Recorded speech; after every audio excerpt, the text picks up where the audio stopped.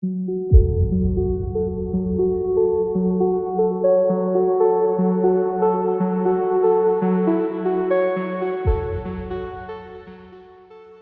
fait les Beaux-Arts à Angers, je suis sortie en 2012 et après je suis allée m'installer à Lézardrieux en fait au bord du Trieux.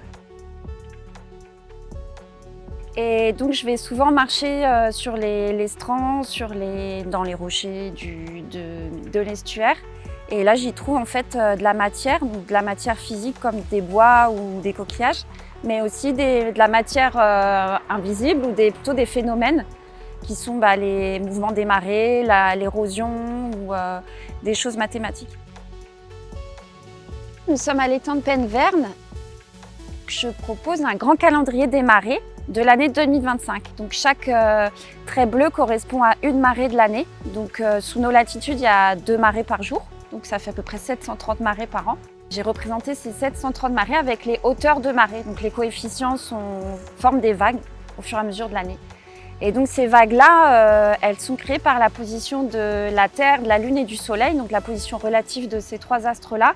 Et ce qui m'intéresse dans les marées, c'est que c'est un phénomène très proche, très quotidien. On peut se baigner, on peut aller marcher à marée basse. Et finalement, c'est un phénomène qui est créé par des astres qui ont des dimensions dont on ne peut pas vraiment se rendre compte et qui sont loin de nous en fait. Et c'est cette mécanique terrestre, cette mécanique céleste ou cette horloge un peu naturelle qui m'intéresse.